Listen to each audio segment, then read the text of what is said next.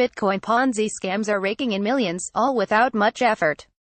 That may be self-explanatory to those who traffic the social media forums where the subject is discussed, but to researchers, it's also a fertile ground for new findings. For them, someone asking for money and promising 100x returns isn't simply a nuisance, they're an opportunity for study. Indeed, the Financial Crypto 2018 conference in Curacao last week delved deep into the many ways these scams are propagating and why some have been so much more successful than others. University of New Mexico assistant professor Marie Vosick looked through nearly 2,000 scams, revealing research that hinted at the sheer variety seeking crypto gains. Some, she said, last for ages until the hoax is found out, others come and vanish overnight, all without much interest. By looking at the scams and how long each lasted, what they called the scam's time of death, Vosick shed light on what works the best for scammers, typically launching their scams on popular and reputable Bitcoin forums, such as Bitcoin Talk. The gist: the most long-lasting scams are those where the scammers engage with the community the most and have a thriving community of commenters. Vosick told attendees, small cores of about 5 people that are very good at doing this. You see this in our other paper. One will die and another appears. Attracting victims, like flies to a light, is as easy as acting as if the scam has tons of attention, she said. To this end, about 30% of scam threads have posts from shills, or those that the scammers pay to post positive things about the scam, according to Vosick's analysis. But there's no shortage of strange ways users can lose money in the cryptocurrency Wild West. As such, computer researchers in Curacao looked at some of the stranger ways as well. Dead or not? Another report from researcher group IC3 explored how death can cause problems for users who are trying to secure their cryptocurrencies. As an example, the researchers highlighted multi-signature wallets, a variation on the tool that aims to add security by giving multiple users the ability to sign and spend funds. That way, if one private key is compromised by an attacker or otherwise, they can't do anything. But these protections are a double-edged sword. If one participant in a 2-of-2 multi-signature setup dies or disappears, the funds will then be unspendable and lost forever. The easiest way to mitigate the issue would be to introduce some entity that is trusted to declare whether Bob dies or not, Cornell University computer science researcher Fan Zhang argued. But with cryptocurrencies, the whole idea is to prevent a single point of failure, such as one that accidentally declares Bob dead, when he isn't really. Of course, we don't want to trust anyone. So, how do we realize this without trusted third party? And how do we prove if Bob has been hit by the bus or that a key is permanently unusable, Zhang said.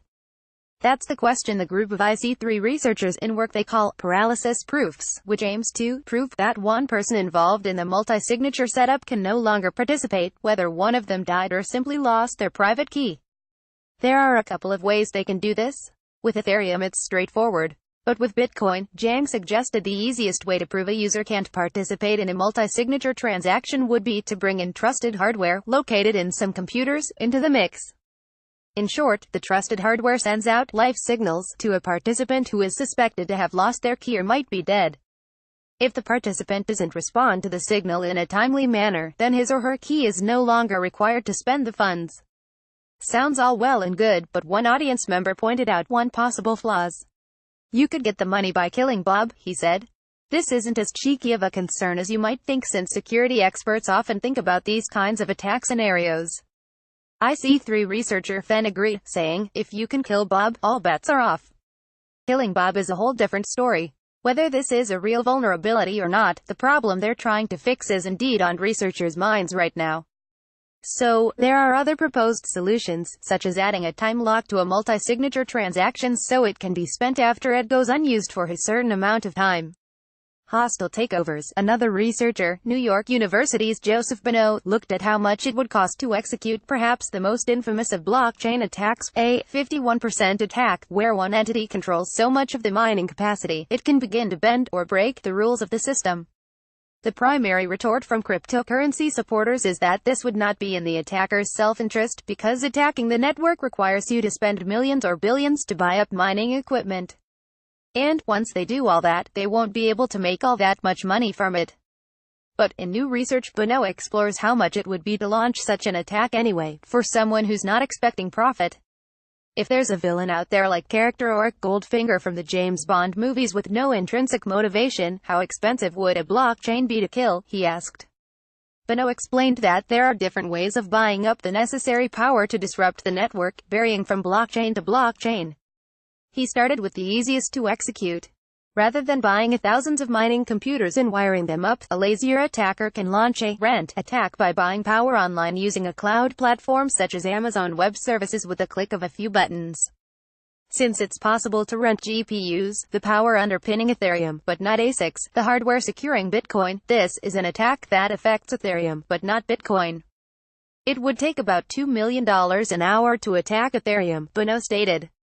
Meanwhile, if a malicious attacker were to instead launch what Bono calls a build attack, that's where a malicious attacker actually buys up enough physical mining hardware to control the network. As you might have gathered, buying hardware is more expensive than temporarily renting it. Bono estimates it would take roughly $1.5 billion an hour to execute such an attack on either Bitcoin or Ethereum. All that said, Bono argues his back-of-the-napkin analysis isn't completely accurate. People argued with me up or down on Twitter. But I would argue the exact number doesn't matter, the order of magnitude does, Bono said, adding that there's a lot left to model, and we need more detailed analysis. Bono implied, though, that with the estimates he's made for now, these attacks might be too cheap and easy. Is this enough for an $80 billion system? He asked in an open question to the audience. If more and more people begin to use this form of online currency, this attack vector might grow on people's minds, he argued, concluding the presentation with a prediction. I think there will be more fear that this will happen in the future. Image by CoinDesk from the Financial Cryptocurrency 2018 conference. The leader in blockchain news, CoinDesk is a media outlet that strives for the highest journalistic standards and abides by a strict set of editorial policies. CoinDesk is an independent operating subsidiary of Digital Currency Group, which invests in cryptocurrencies and blockchain startups.